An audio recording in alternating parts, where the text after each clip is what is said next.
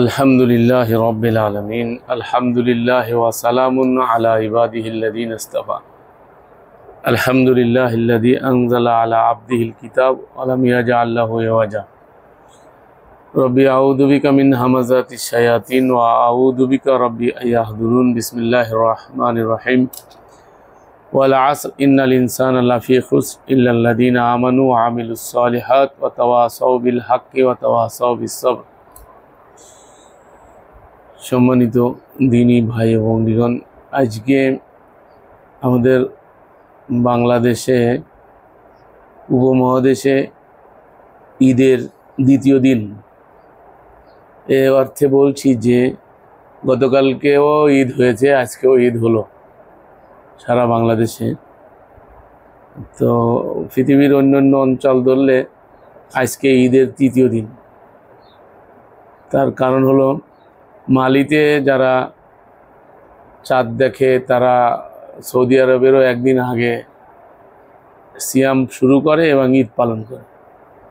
আর আমরাও একইভাবে সৌদি আরবকে কেউ ফলো করতেছে, কেউ দেশের চাঁদকে ফলো করে 3 দিন সিয়াম 3 দিন ঈদ পালন করা হচ্ছে। তো আমরা আজকে একটি সূরা থেকে আলোচনা করতে চাচ্ছি। আমাদের দিনী ভাই আসছেন, ওনার অনুরোধে উনি জানতে চাইছেন সূরা আল আসরের ব্যাখ্যাটা। সূরা আল আসর হলো আপনার 103 নম্বর সূরা। এর মধ্যে আয়াত সংখ্যা মাত্র 3টা আয়াতের মধ্যে প্রথমে আল্লাহ রাব্বুল আলামিন বলছেন ওয়াল আসর, মহাকালের শপথ। ইন্নাল ইনসানা লাফি খুসর, মানুষ অবশ্যই ক্ষতিগ্রস্ত। ইল্লাল্লাযীনা আমানু ওয়া আমিলুস সালিহাত, কিন্তু ওহারা নয় যাহারা ঈমান আনে এবং সৎকর্ম করে। ওয়া তাওয়াসাউ বিল হক, এবং পরস্পরকে সত্যের উপদেশ দেয়। ওয়া তাওয়াসাউ বিস সবর, এবং ধৈর্যের উপদেশ দেয়। এটা ছিল ইসলামী ফাউন্ডেশনের অনুবাদ। আমরা আমাদের অ্যাপস থেকে অনুবাদ শোনাই। ওয়াল আস, আর কর্মফলই প্রমাণ। ইন্নাল ইনসানা লাফি খুসর, নিশ্চয়ই সকল মানুষ ক্ষতির মধ্যে রয়েছে। ইল্লাল্লাযীনা আমানু ওয়া আমিলুস সালিহাত ওয়া তাওয়াসাউ বিল হক ওয়া তাওয়াসাউ বিস সবর, তবে তাদের ছাড়া যারা ঈমান এনেছে এবং সংশোধনের কাজ করেছে এবং পরস্পরকে সত্য তথা কোরআন দিয়ে উপদেশ দিয়েছে আর ধৈর্যের ব্যাপারে উপদেশ দিয়েছে। একটু ব্যতিক্রমী হলেও প্রায় কাছাকাছি কথা। তো এখানে সর্বপ্রথম আল্লাহ সুবহানাহু ওয়া তাআলা, এখানে ওরা ইসলামী ফাউন্ডেশন যেটা অনুবাদ করেছে, ওয়াওকে কাসমিয়া নিছে। ওয়াও যে একটা অক্ষর, এই অক্ষর একটা অর্থবোধক অক্ষর। আরবিতে কিছু অক্ষর আছে যেটা অর্থবোধক, মানে একটা অক্ষরেই অর্থ প্রকাশ করে, সব অক্ষরে আবার করে না। এখানে ওয়াও যেটা কখনো এবং অর্থে ব্যবহার হয়, এবং আমরা যেরকম এবং ব্যবহার করি, আরবিতে ওয়াওটা এবং অর্থেও ব্যবহার হয়। আর কখনো কসম অর্থে ব্যবহার হয়। এটাকে আরবি ভাষায় বলা হয় ওয়াও বায়ানিয়া, আর এটা হচ্ছে ওয়াও কাসমিয়া। মানে কোনো ওয়াও কসমের ক্ষেত্রে ব্যবহার করা হয়, কোনো ওয়াও বয়ান অর্থে ব্যবহার হয়। দুই প্রকারের ওয়াও বোঝা যায় গ্রামাটিক্যাল দিক দিয়ে। তো এখানে যেটা, সেটা ইসলামী ফাউন্ডেশন যেটা নিয়েছে সেটাই আমি বলছি। সেটা হচ্ছে ওয়াল আসর। এই আসর মানে একটা সময়কে বলছে তারা। তো কসম করছেন আল্লাহ কালের বা সময়ের কসম। সহজভাবে যদি বলি তো সময়ের কসম করছে। এখন কসমটা মানুষ ব্যবহার করি আমরা। কোনো মানুষ যদি কোনো মানুষকে কিছু বুঝাইতে চায়, আর সে যখন ওইটার পরে বিশ্বাস আনতে পারে না, তখন তাকে কিন্তু কসম ব্যবহার করে। আল্লাহর কসম করে বলছে, আমি এরকম দেখছি, মানে দৃঢ়তা প্রমাণ করার জন্য কসমকে ব্যবহার করা হয়, যে বিষয়টা অতীব সত্য। তো আল্লাহ রাব্বুল আলামিন কসম করছেন, আর আমরা কসম করি আল্লাহর। সব থেকে বড় যেহেতু আল্লাহর, সেজন্য আমরা কসমের ক্ষেত্রে আল্লাহকে আল্লাহর কসম করে থাকি আমরা। তো আল্লাহর কসম মিথ্যাভাবে ব্যবহার করতেও আল কোরআনের নিষেধ আছে যে তোমরা তার নামে কসম করো আর মিথ্যাচার করো। তো এই জন্য প্রকৃত মোমেন তো আল্লাহর নামে কসম করে মিথ্যার আশ্রয় নিতে পারে না। তো আমরা মূলত এখানে দেখব যে আল্লাহ রাব্বুল আলামিন যে কসমটা করলেন, গুরুত্ব বোঝানোর জন্য কিন্তু কসম করা হয়।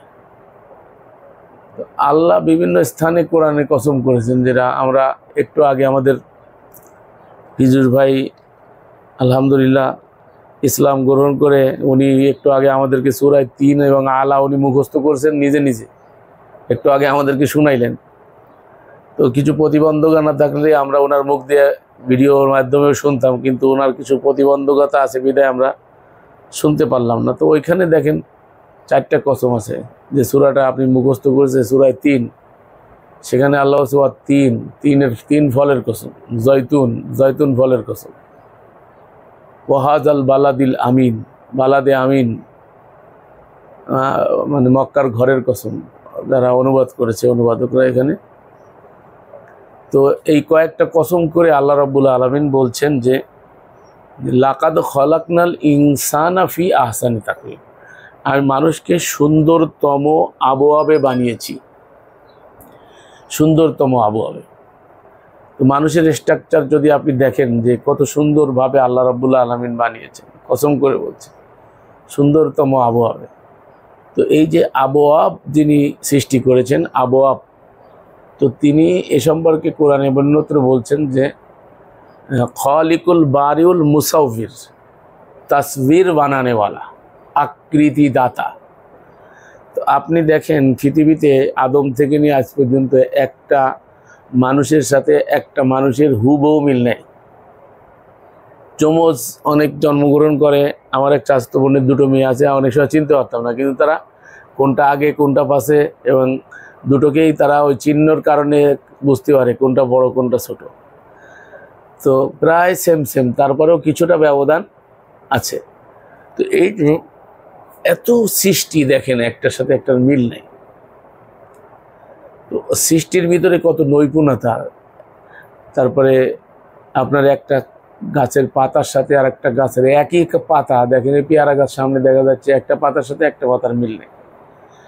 তারপরে একটা পাতার রেখার সাথে আর একটা পাতার রেখার মিল নেই।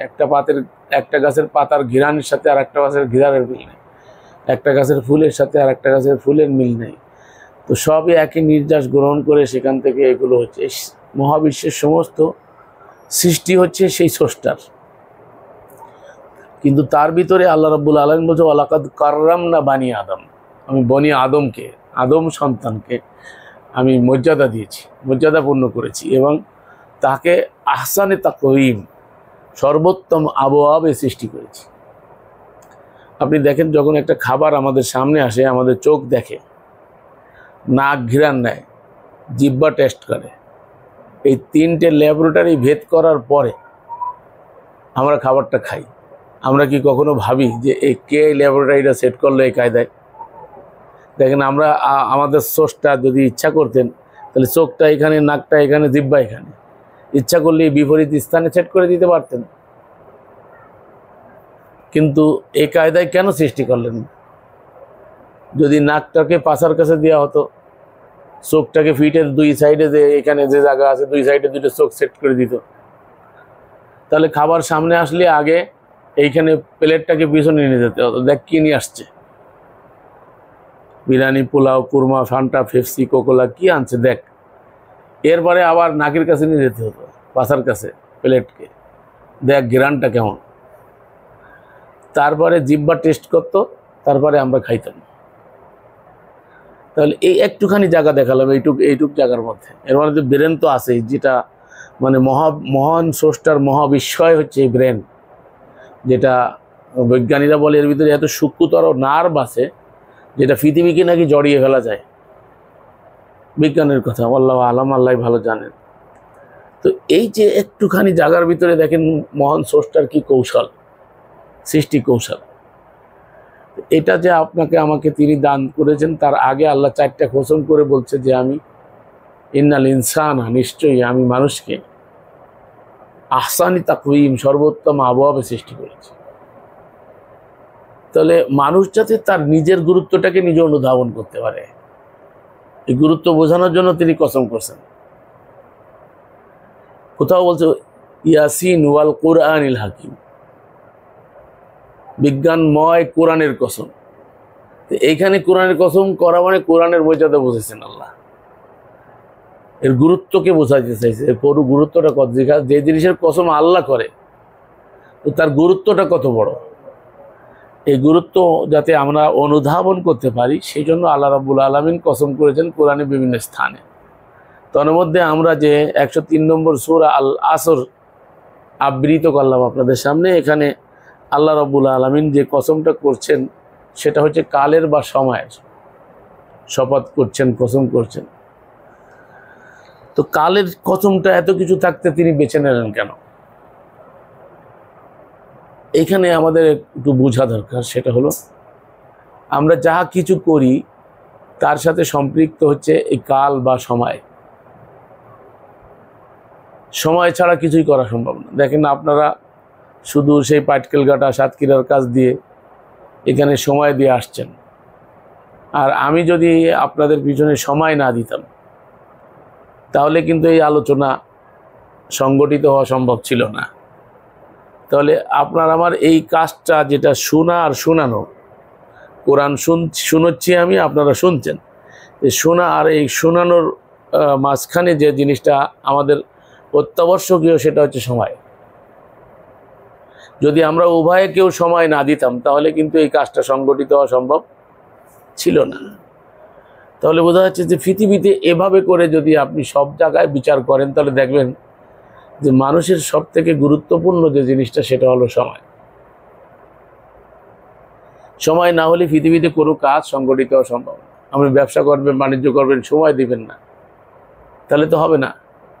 তাহলে মানব জীবনের একটা বড় সম্পদ হলো সময়। এই সময়টার গুরুত্ব যাতে মানুষ অনুধাবন করতে পারে, সময়ের মূল্য কত, সময়ের দাম কত, এটা যাতে মানুষ অনুভব করতে পারে বা অনুধাবন করতে পারে, এজন্য আল্লাহ সুবহানাহু ওয়া তাআলা এখানে সময়ের কসম করছেন। সময়ের গুরুত্বটা যাতে আমরা বুঝি, তার কারণ হলো এই সময়ের পরে আমাদের এক মহা জীবন নির্ভর করছে। এই সময় যদি আমরা নষ্ট করি, অবহেলায় কাটাই, তাহলে এর ক্ষতিও এক লং সময় ধরে, বা সময়ের শুরু আছে শেষ নাই, সেই সময় ধরে আমাদেরকে এর প্রতিফল ভোগ করতে হবে। সেটা ভালো হতে পারে, সেটা খারাপও হতে পারে। ভালো যদি সময়কে এখানে মূল্যায়ন করি তাহলে আমরা ভালো কিছু ভোগ করব পরবর্তী সময়ে। তো পৃথিবীতে যে সময়গুলো আমরা দেখি, এই সময়ের সাথে যে সেকেন্ড, মিনিট, ঘন্টা, তারপরে দিন, সপ্তাহ, মাস, বছর, এটা হচ্ছে আমাদের গণনায় সময়, কিন্তু এইগুলো কিন্তু আল্লাহর কাছে নেই। এই জন্য কোরআনে কারিমে দেখা যায় যে আল্লাহ রাব্বুল আলামিন যখন সময়ের কথা বলছে তখন বলছে যে তোমাদের গণনায়, মানে আমাদের হিসাব কিতাবে। আল্লাহর কাছে কিন্তু হিসাব কিতাব নেই। আল্লাহর কাছে কোনো সময়ের শুরু শেষ এরকম কিছু না। তো এই যে সময়ের শুরু শেষ যেগুলো, এগুলো হচ্ছে আমাদের গণনায়, আমাদের হিসাব কিতাব মতে। এর আল্লাহ শুধু বেসিক কথাটা কোরআনে এই জন্য বলে দিয়েছেন। 9:36 আল্লাহ বলছেন যে পৃথিবীর সূচনা লগ্নে আল্লাহর কিতাবে মাস গণনায় 12টি। 9 নম্বর সূরা 136 আল্লাহ বলছেন। এরপর 37 বলছে যারা মাসকে হেরফের করে তারা নিজেদের কুফরিকে বৃদ্ধি করে। তো যে কথা একটু আগে বললাম যে মাস হেরফের হওয়ার কারণে কিন্তু সিয়াম, ঈদ 3 দিনে হচ্ছে। আসলে কিন্তু একদিনে শুরু একদিনে শেষ হওয়ার কথা ছিল, কিন্তু সেটা হেরফের হয়ে গেছে যে সময়কে যারা উলট পালট করে ফেলছে। তো মাস গণনায় 12টি, এটা আল্লাহ রাব্বুল আলামিনের বিধানে যে চূড়ান্ত, সেটাই সারা পৃথিবীময় প্রতিষ্ঠিত। এই জন্য আল্লাহ কোরআনে বলছেন ওয়ালাহু আসলামা মানফিল আরদি তাওআ ওয়া কারহা। সূরা আল বাকারার 83 85 পড়লে ওখানে পাওয়া যাবে। সরি, সূরা আল ইমরানের 83 85-তে আল্লাহ রাব্বুল আলামিন আজকে ওই বিষয়ে একটা আমরা আলোচনা ছেড়েছি একটু আগে ইসলাম সম্পর্কে। সেখানেই বলা হয়েছে আল্লাহু আসলামা মান ফিল আরদি তাওয়াক্কারহা, ইচ্ছায় অনিচ্ছায় গোটা পৃথিবী আল্লাহর নির্দেশ অনুবর্তী, নির্দেশ মেনে চলছে। আপনি দেখেন, আপনি যেই ক্যালেন্ডারই ফলো করেন না কেন, সেই ক্যালেন্ডার আপনার মাস কিন্তু 12টি। সেটা বাংলা ক্যালেন্ডার হোক, সেটা ইংরেজি ক্যালেন্ডার হোক, সেটা হিন্দি ক্যালেন্ডার হোক, সেটা সিন্ধি হোক, যে কোনো ক্যালেন্ডার হোক না কেন, আরবি ক্যালেন্ডার হোক, মাস 12টা। তো এই যে মাস 12টা সারা পৃথিবীময়, এটা কিন্তু ইচ্ছায় হোক আর অনিচ্ছায় হোক কেউ 11 মাস বানাইতে পারে না। তাহলে পৃথিবী কিন্তু আল্লাহর এই বিধান মেনে নিয়েছে। সে আপনি যেই হন না কেন, হিন্দু হন, খ্রিস্টান হন, বৌদ্ধ হন, যেই হন না কেন, আল্লাহর এই বিধান কিন্তু চালু আছে। এজন্য অনেক ক্ষেত্রে আমরা আল্লাহর বিধান মতো চলি, কিন্তু অজান্তে চলি। অনেক সুইডেন যেসব দেশে মনে করেন পুলিশ লাগে না, প্রশাসন নাই, জেলখানা নাই, হ্যাঁ, এরকম কিছু দেশ আছে মানে জেলখানা নাই, তার কারণ মানুষ অপরাধ করে না, জেলে রাখবে কেন, পুলিশ ধরবে কেন? অপরাধের জন্য তাদেরকে ধরতে হয়, আটকায় রাখতে হয়, কিন্তু অপরাধ সেখানে সংগঠিত হয় না, শান্তিকামী। তো সেই জন্য দেখেন ওরা কিন্তু আল্লাহর বিধান মেনে নিয়েছে। এই যে পশু পাখিগুলো আল্লাহর বিধান মোতাবেক চলে যাচ্ছে, সূর্য, চন্দ্র, গ্রহ, নক্ষত্র, আকাশ বাতাস যা কিছু আছে সব নিয়মতান্ত্রিকভাবে চলছে।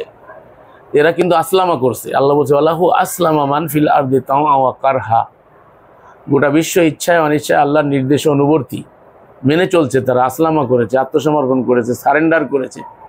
তার মানে এরা নিজস্ব কোনো ইচ্ছা নাই। সূর্য যদি নিজস্ব ইচ্ছা চলতো তা আল্লাহ পূর্ব গগন থেকে উঠে পশ্চিম গগনে ডুবায়, ওটা তাপ দিতে বলছে, আলোকিত করতে বলছে।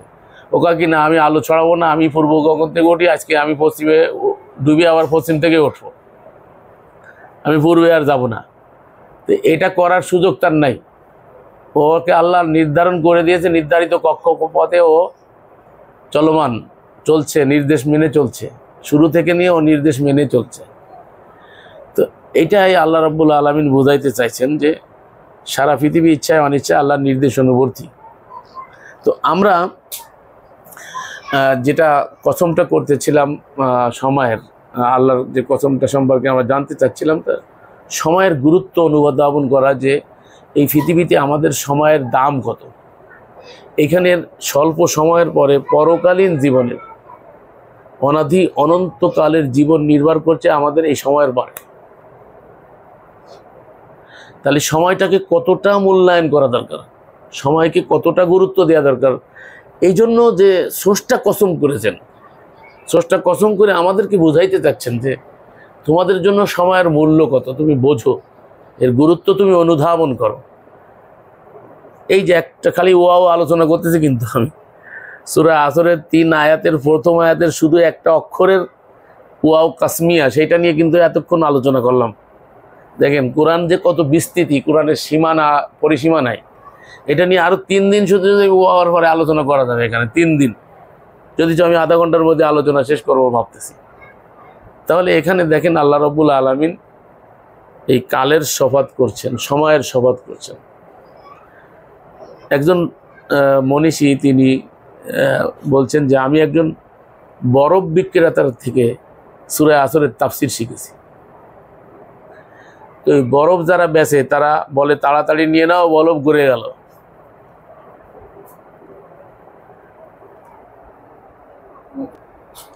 তাহলে এই যে সময় থেকে কিভাবে বরফ বিক্রেতা থেকে সে তাফসির বুঝেছে, সে বলছে যে একজন বরফ বিক্রেতা, সে বলছে তাড়াতাড়ি যার বরফ নিয়ে নাও, আমার বরফ গলে যাচ্ছে। তার মানে হচ্ছে বরফের ধর্ম হচ্ছে ও উন্মুক্ত ছেড়ে দিলে ও দ্রুত গলে যায়। তো ও গলার আগ পর্যন্ত ওকে যে কাজে ব্যবহার করা হয় সেই কাজে ব্যবহার করে নিতে পারলে ওর থেকে উপকৃত হওয়া যায়। তো এই সময়টা আমাদের ওই বরফের মতো শেষ হয়ে যাচ্ছে। আমরা মনে করতেছি আমাদের বয়স বাড়ছে, আসলে এটা একটা ভুল। বয়স বাড়ে না, বয়স আল্লাহ রাব্বুল আলামিন নির্ধারণ করে দিয়েছেন। নির্ধারিত সময় যখন এসে যাবে কাউকে 1 মিনিটের জন্য তার বিলম্ব করা হবে না। লা ইস্তাখিরুনা সাআতাম ওয়া লা ইস্তাকদিমুন। নির্ধারিত সময় এসে গেলে কাউকে একটি মুহূর্তের জন্য অবকাশ দেওয়া হবে না, আল্লাহ বলে দিয়েছেন। তাহলে বোঝা যাচ্ছে যে আমরা কিন্তু একটা নির্দিষ্ট সময় নিয়ে আসছি, আর নির্দিষ্ট সময়ের পরে আমাদেরকে আর 1 মুহূর্তের জন্য এখানে থাকার সুযোগ থাকবে না। ইচ্ছায় হোক আর অনিচ্ছায় হোক আমাদেরকে যেতেই হবে। তো এই যে আমাদেরকে চলে যেতে হবে, তার আগে যে অবকাশকালীন সময়টুকুন আমরা পেয়েছি, এই সময়ের গুরুত্বটা যাকে আমরা উপলব্ধি করতে পারি, বুঝতে পারি, এজন্য আল্লাহ রাব্বুল আলামিন কসম করেছেন সময়ের। এই সময়ের পরে আমার পরকালীন অনাধি অনন্তকালের জীবন নির্ভর করছে।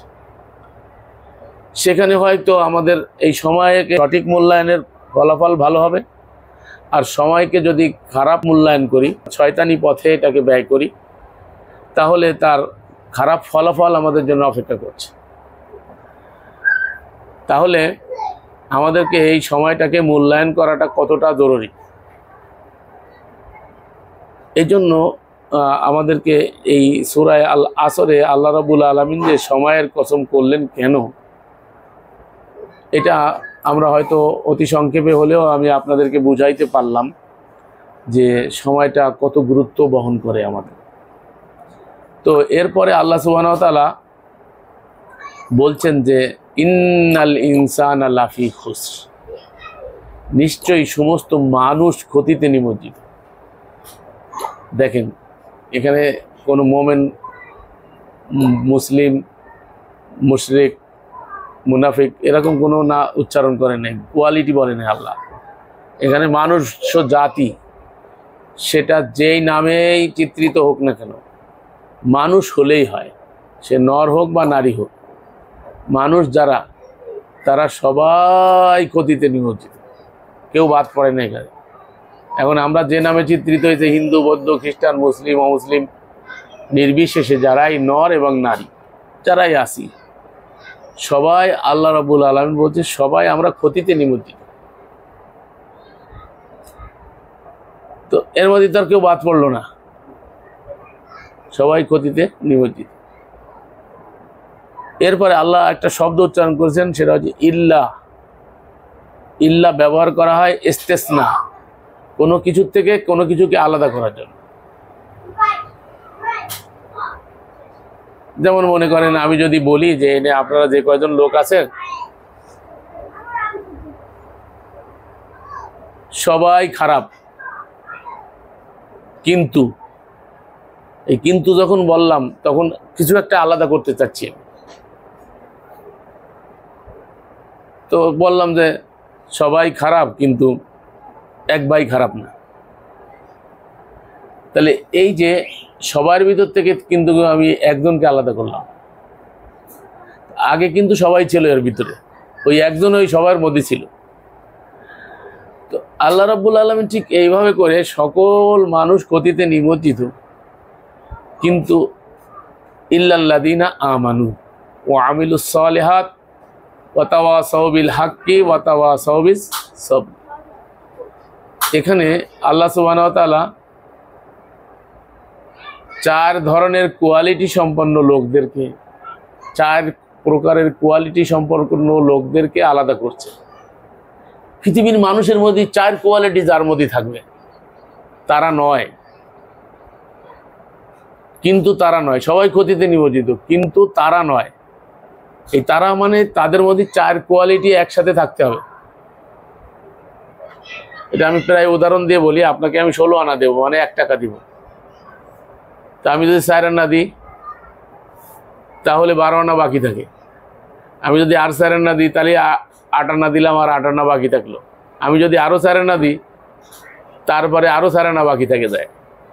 যখন ওই 4 আনা দেবো তখন 16 আনা পূর্ণ হবে। তো ঠিক এমনিভাবে এই যে 4টা কোয়ালিটির কথা আল্লাহ সুবহানাহু ওয়া তাআলা আমাদেরকে বলেছেন, তো এই 4 কোয়ালিটির মধ্যে আমরা শুধুমাত্র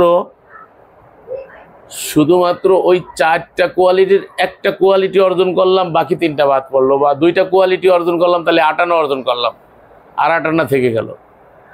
আরেকটা কোয়ালিটি অর্জন করলাম, তাহলে 3 কোয়ালিটি হইলো, আর 4 আনার কোয়ালিটি কিন্তু আমার বাকিতে রয়ে গেল। তাহলে এখানে আল্লাহ মূলত 16 কলা পূর্ণ করতে বলছে। তো এই যে 16 কলা পূর্ণ করতে হবে কিভাবে? যাদের মধ্যে এই কোয়ালিটিগুলো সমহারে থাকবে তাহারা ক্ষতি থেকে বেঁচে যাবে। এটা আল্লাহ কসম করছেন। আল্লাহ কসম করে বলছে, বিষয়টা গুরুত্ব কত বড় চিন্তা করতে হবে। যে মহাকালের মধ্যে আবর্তিত যে মানুষগুলো আছে, নর নারী নির্বিশেষে, তাহারা সবাই ক্ষতিগ্রস্ত, কিন্তু 4 প্রকারের কোয়ালিটি যেই মানুষের মধ্যে সমাহার ঘটবে তাহারা ক্ষতির মধ্যে নয়। বিষয়টা খুব গুরুত্ব সহকারে নিতে হবে। তাহলে আমাদেরকে ওই ক্ষতি থেকে বাঁচতে হলে আমাদেরকে এই 4 কোয়ালিটি অর্জন করতে হবে। আমরা মানুষ, এখন কোয়ালিটি যখন আমরা অর্জন করব তখন আমরা ওই কোয়ালিটি অনুসারে আমাদের নাম হবে। যেমন আমরা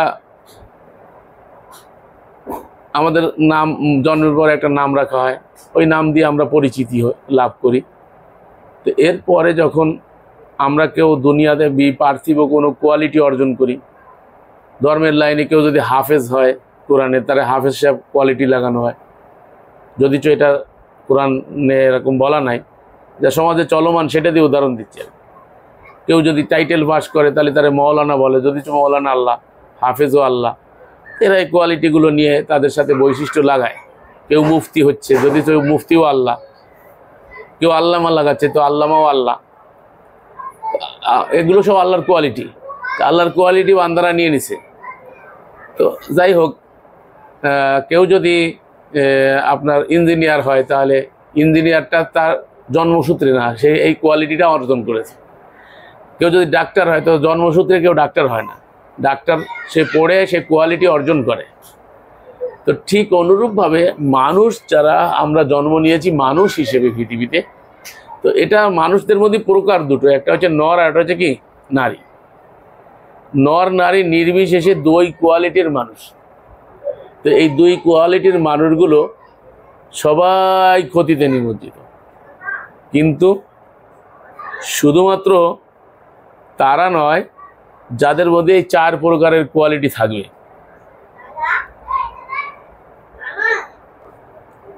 তো এই যে কোয়ালিটিগুলো মানুষ অর্জন করে, অর্জনের ফলে তার কোয়ালিটি তার সাথে লাগতে থাকে। তাহলে আমরা মূলত মানুষ যখন এই 4 প্রকারের কোয়ালিটি অর্জন করতে পারবে একসাথে সমান্তরাল, অর্থাৎ একটা থাকবে একটা থাকবে না, তাহলে হবে না। 4টে কোয়ালিটি তার মধ্যে থাকতে হবে, তাহলে এই ক্ষতি থেকে আমরা বেঁচে যাব। এখন এখানে একটা জিনিস আমাদেরকে আগে বুঝে নিতে হবে, সেটা হলো ক্ষতিটা কি।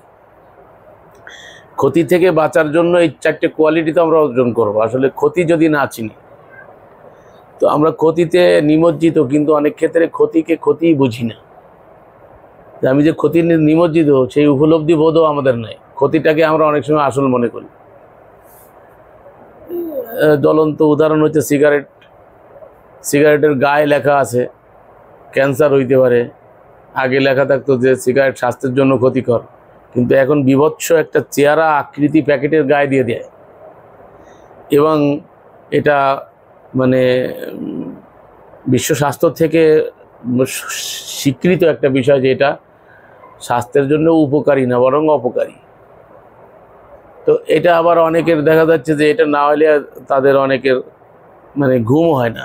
রাত্রিবেলা যারা এত অভ্যস্ত যে একটা টান মারতে হবে তারপরে তার ঘুম আসে, যারা গোল লাগায় তাদের অনেকের বাথরুম হয় না, আবার না পাইলে পাগল পড়ার মতো হয়ে যায়। যারা হিরোইন টিরোইন নেশা করে, সেদিন দেখলাম যে মেরে ফেলে 60 টুকরা করছে নেশার কারণে। 7 টুকরা না 8 টুকরা, আজকেই দেখলাম।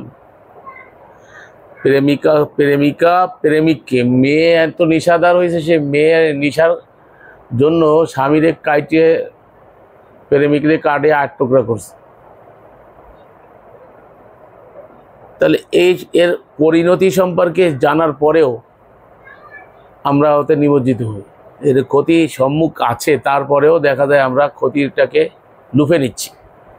এজন্য কোরআনে আল্লাহ বলছেন নফসাল আম্মারা বিসু, মানুষের নফসটা সবসময়ের জন্য খারাপ দিকে প্ররোচিত করে, খারাপটাকে সহজে লুপে নেয়। খারাপ খবরটা দেখবেন অতি দ্রুত ছড়িয়ে পড়ে। আমরা দেখেন কোরআনের মেসেজ দিতে চাচ্ছি, তো কোরআনের মেসেজ নিচ্ছে কয়জনে? সংখ্যায় অতি নগণ্য।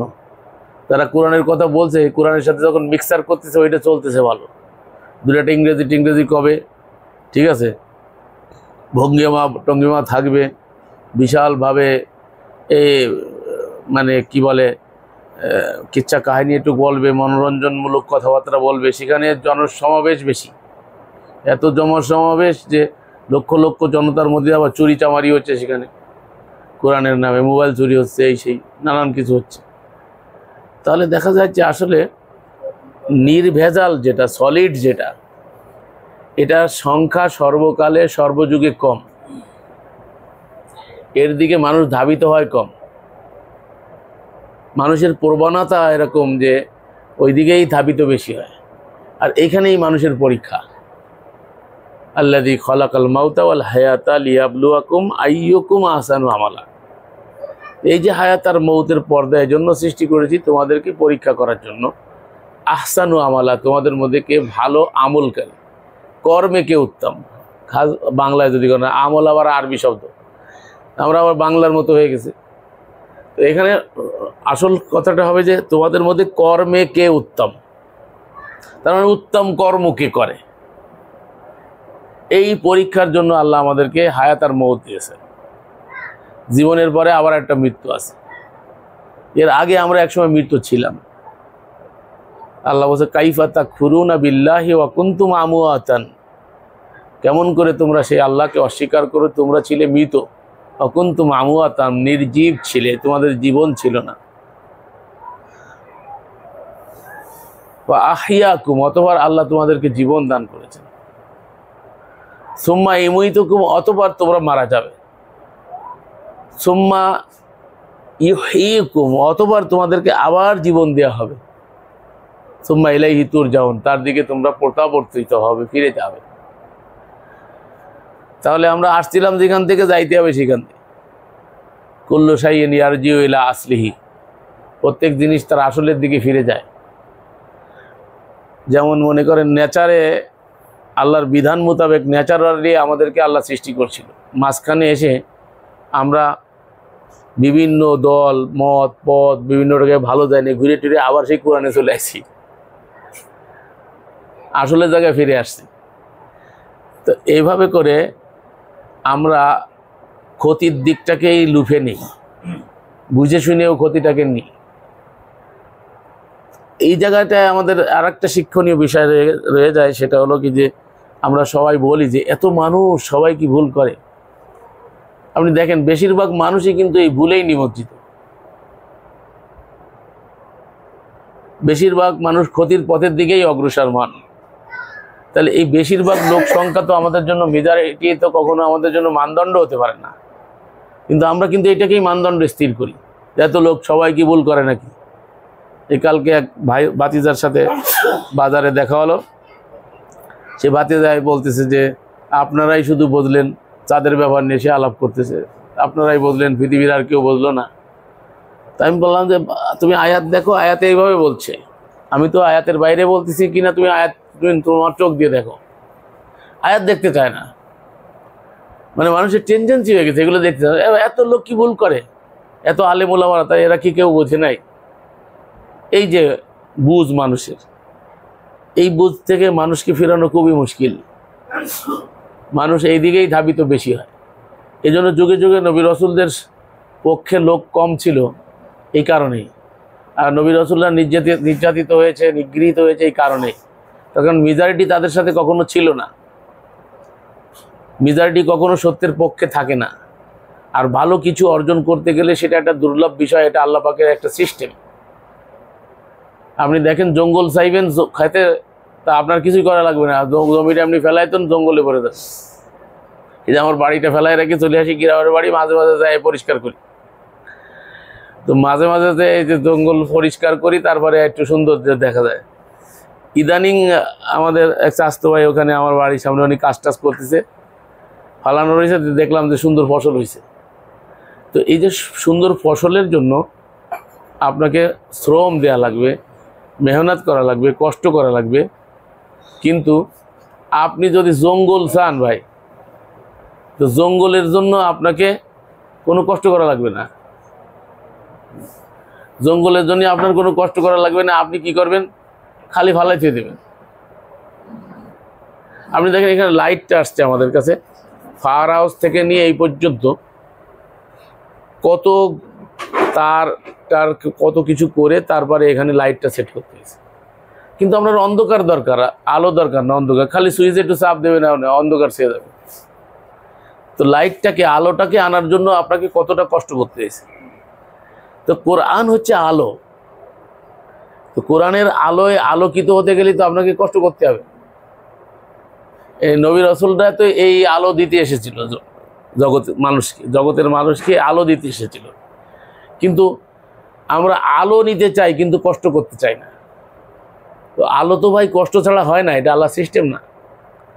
আল্লাহর সিস্টেম হচ্ছে আপনাকে আলো পেতে গেলে সাধনা করতে হবে। এ পথে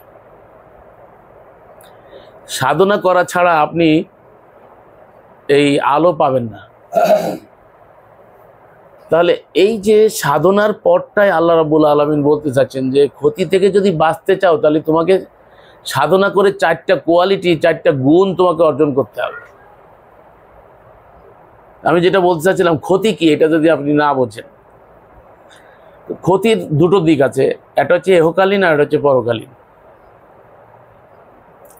এহকালীন ক্ষতির কিছুটা দিক দেখালাম, এরকম অনেক দিক বিভাগ আছে ক্ষতির দিক, সেটাই আমরা দাবিত হচ্ছি। আর পরকালীন ক্ষতিটা আল্লাহ বলছেন, ফামান যুহজিয়া আনিন নার ওয়া উদখিলাল জান্নাতা ফাকাদ ফাজ ওমাল হায়াতুদ দুনিয়া ইল্লা মাতাউল গুরুর। যারা দুনিয়ার জাহান্নাম থেকে নিষ্কৃতি পাইয়া জান্নাতে দাখিল হইল, ফাকাদ ফাজ, সে সফলকাম হইল, সে কামিয়াব হলো, সে সাকসেস হলো। এরপরে আল্লাহ বলছে, ওমাল হায়াতুদ দুনিয়া ইল্লা মাতাউল গুরুর। দুনিয়ার জীবন একটা ধোঁকা বই, আর কিছুই না। একটা টোটাল একটা ধোঁকা, একটা প্রবঞ্চনা, যার পিছনে আমরা দৌড়াইতেছি। ধোঁকার পিছনে কিন্তু আমরা অবিরাম দৌড়চ্ছি। তো এই যে ধোঁকা জেনেও কিন্তু ধোঁকা ছাড়ছি না, ধোঁকার পিছনেই দৌড়াইতে আছি। তো এই দুনিয়ার যে জীবনটা, এটাকে আল্লাহ রাব্বুল আলামিন এটা ধোঁকার ঘর বলছে। মাতাউন কালিল মাতাউল গুরুর, স্বল্প সময়ের জন্য এটা ধোঁকার ঘর। আল্লাহ বলছেন এটা অতি সামান্য একটা জিনিস। আল্লাহ যেটাকে সামান্য বলছে, তাহলে আখিরাতের তুলনায় কত সামান্য। পরকালীন জীবন সম্পর্কে আপনার বুঝাইতে গিয়ে মাশায়েখরা বলছেন যে কিয়ামতের ময়দানের একদিন কানা মিকদারুহু 50 আলফা সানা, একদিন হবে আমাদের 50,000 বছরের। মানে এটা আমাদেরকে বোঝানোর জন্য আল্লাহ বলছেন। সময়ের বিচারটা আগে বলছে। আল্লাহর কাছে কিন্তু সময়টা কোনো মানে ইয়ে নাই, ওই দিনক্ষণ, সপ্তাহ, ঘন্টা, মিনিট, এইটা আল্লাহর কাছে না। আল্লাহর কাছে তো অপুরা সবই সময়। কালটাই হচ্ছে, আর এক হাদিসে আছে কালই আল্লাহ, মাজ আল্লাহ। তারা এগুলো বলছে হাদিসের মধ্যে, কোন ভাষ্যে বলছে আল্লাহ জানে, সময়টাই। তো যাই হোক, তো আল্লাহ বলছেন যে যারা জাহান্নাম থেকে নাজাত পাইয়া জান্নাতে দাখিল হইল, তারা সাকসেস হইল। তাহলে এখানে লক্ষণীয় বিষয় হচ্ছে যে ওই জান্নাত আর জাহান্নাম নির্ভয় করছে কিন্তু আমাদের এই সময়ের পরে।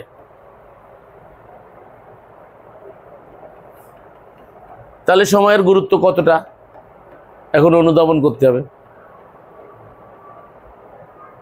তাহলে আমাকে জান্নাতের নিশ্চয়তা এখানে পেতে হবে, আমাকে, আমার জান্নাতের নিশ্চয়তা আমাকে করতে হবে, আমারটা কেউ করে দেবে না। তাহলে আমাকে নিশ্চিত হতে হবে আমার জান্নাতের ব্যাপারে,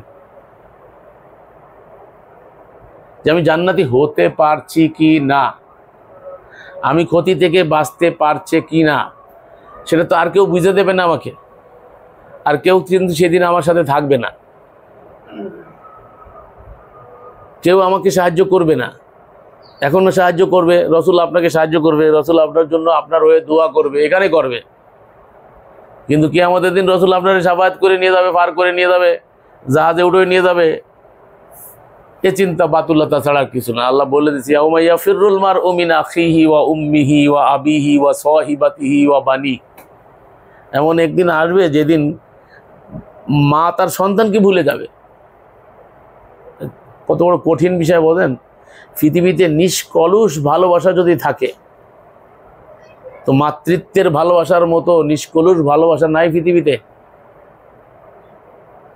এই যে বন্যার সময় দেখা গেছে যে সব মরে সাফাই হয়ে গেছে, মা বুকের মধ্যে বাচ্চারে ধরে রাখছে এবং দুধের বোটাটা ওই বাচ্চার মুখের মধ্যে ঢুকানো রয়েছে, এই অবস্থায় বুকে চাইবে ধরে বন্যায় ডুবে মারা গেছে, তারপর সন্তান ছাড়ে নাই। তো মাতৃত্বের স্নেহ আল্লাহ এবং তার রসুলের পরে, মাতৃত্বের স্নেহ কতটা নিষ্কলুষ নির্ভেজাল, কতটা মানে কোনো রকমের পাওয়া ছাড়া, মানে কিছুই প্রত্যাশা ছাড়া মা তার সন্তানকে ভালোবাসে। মা চায় না যে আমার বাচ্চা বড় হয়ে আবার খাওয়াবে বাড়াবে, সেজন্যই মানুষ করে না। ও ভালো থাকুক, ও ভালো থাকুক। আমি প্রায় একটা কেচ্ছা বলতাম, এই কেচ্ছাটা বলবারে আলোচনা আরও চলবে। তো ইনশাল্লাহ পরবর্তী পর্বে আমরা দেখাবো, আপনারা পরবর্তী পর্বটা দেখবেন। তাহলে এখানে যে সময় 41 মিনিটের উপরে হয়ে গেছে, আমরা আধা ঘন্টার প্রোগ্রাম করতে চাইছিলাম, তো প্রায় অনেক সময় বেশি হয়ে গেল, আর ওইদিকে আজানও হচ্ছে। তো আমরা পরবর্তী সেশনে বাকি অংশ আলোচনা করব, পরবর্তীতে আপনারা এটা দেখে নেবেন ইনশাআল্লাহ।